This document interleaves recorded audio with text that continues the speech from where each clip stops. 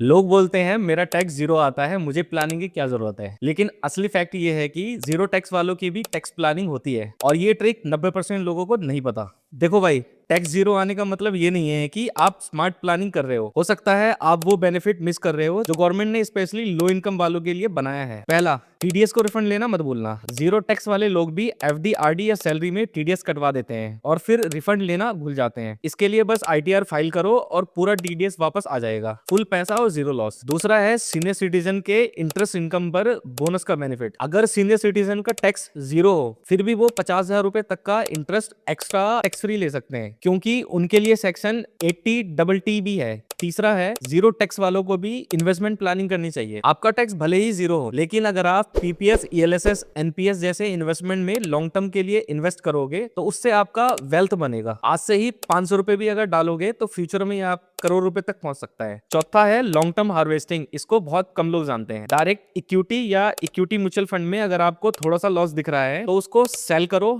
Loss book करो और same time वापस बाय कर लो। आगे फ्यूचर में जब प्रॉफिट बुक करोगे तो ये लॉस एडजस्ट हो जाएगा, मतलब प्रॉफिट होते हुए भी टैक्स कम लगेगा। जीरो टैक्स होना भी प्लानिंग के साथ पॉसिबल है और स्मार्ट प्लानिंग करके फ्यूचर का टैक्स भी बचाया जा सकता है। आज से आप अपना टैक्स लक गवर्नमेंट पर मत छोड़ो, तो स्मार्ट बनो और प्लानिंग करो। ऐसे ही नॉलेजेबल वीडियोस के लिए हमें फॉलो करते रहे ताकि आने वाली वीडियोस को आप मिस ना करते।